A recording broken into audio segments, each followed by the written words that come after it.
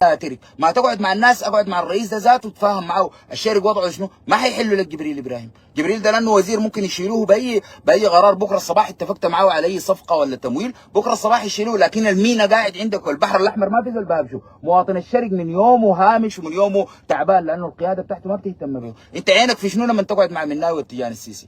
بتعاين في شنو لما تقعد مع المرغني يا تري؟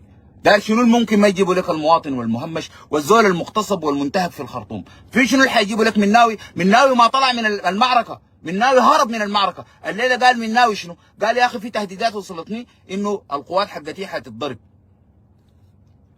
اذا ضربت القوات بتاعتي فاحنا موضوع الحياد ده انتهى. يعني بيهدد في الدعم السريع. قال له لو هبشت قواتي فانا موضوع الحياد ده انتهى. الكلام ده معناه مناوي كان دعامي ماخذ موقف الحياد. اسي كده اعترف المناوي اي زول واخذ موقف الحياد معناها دعامي. ما دام الدعم السريع ما هبشني فانا ما حمشي اقف مع الجيش. ما دام الجيش هبشني ولا الدعم السريع هبشني فانا ما حقف مع واحد فيهم. ده اسمه الحياد صح؟ مناوي قال للدعم السريع انه بينه وبينكم في اتفاق معناها كده، لكن انتوا دايرين تخلوا بالاتفاق ده تقتلوا لي قواتي. في اللحظه ديك ما في حاجه اسمها حياد. انا حخش المعركه، خش المعركه يا مناوي كالراجل. لكن من الليله دي يفهم الجيش السوداني انه مناوي ده لو دخل معاكم في اي معركه ولا جا قال لكم الدعم السريع قتل لي ولا مسك لي معسكر رسلوا لي قوه، انا حاشتغل معاكم فيديوهات وحفضح اي حاجه. اي معسكر بتاع جيش ههدد الجيش عديل. الجيش ده ما تخش مع مناوي، تبقى طرف براك امشي حل الدعم السريع. بلاك انت ما بلانا. احنا لما نبلى القوات المسلحه وبلى قائد القوات المسلحه ودخل مستشفياتنا ودخل بيوتنا، انت سكت قواتك لزيزت الكدمول طلعت انت ما معانا يا زول. مناوي ما معانا والناس تفهم. وحسي لما اتعصرت مشيت اديس تفتش في حاضنه جديده. انت بلوك في ليبيا، ده السبب اللي ودى مناوي اديس ماشي يخط له قوات هناك. حيقعد يغلغل في الشرق، اقعد تتبالى بيه وكده اترك لما نجي يبلك بعدين حاضر. وتكونوا عارفين انه جبريل ابراهيم اتطرد من ليبيا بقى ما عنده وجود. والكلام ده الليله في تصريحات قطر بعد زياره البرهان. قطر وليبيا اتفقوا على انه يامنوا السودان وانه ما تنطلق عمليات عسكريه من ليبيا. ده تصريحات عاملها تميم حسي مع رئيس مجلس السياده بتاع ليبيا.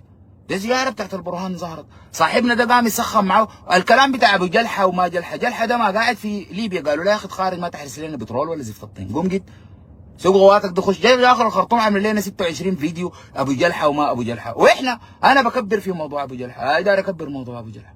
مقابل شنو؟ مقابل انه حزيد عزيمه الناس في انها تستعيد للخطر الجاي، وانه كل الناس اللي كانوا زمان بيتكلموا عن تحول ديمقراطي وهامش وما هامش كلهم اعداء. ابو جلحه ده ما كان عامل فيها ضد الدعم السريع وضد البشير، هسه جاي يتكلم عن المواطنين وجاي يخش الجزيره. الجزيره فيها شنو غير المواطن الشريف؟ ما في حاجه، ما في اي حاجه. تفهم ترك الناس اللي انت قاعد معاهم دول موقفهم الاستراتيجي اتبلوا هناك في ليبيا، بقت ما عندهم اراضي صالحه انه يخطوا فيها قواتهم، وما دارين يخشوا السودان لانه حيتبلوا. بس انا حيفتح لك جبهه هناك في اديس. انا شايفها كده في اريتريا في اسمر. انا شايف كده.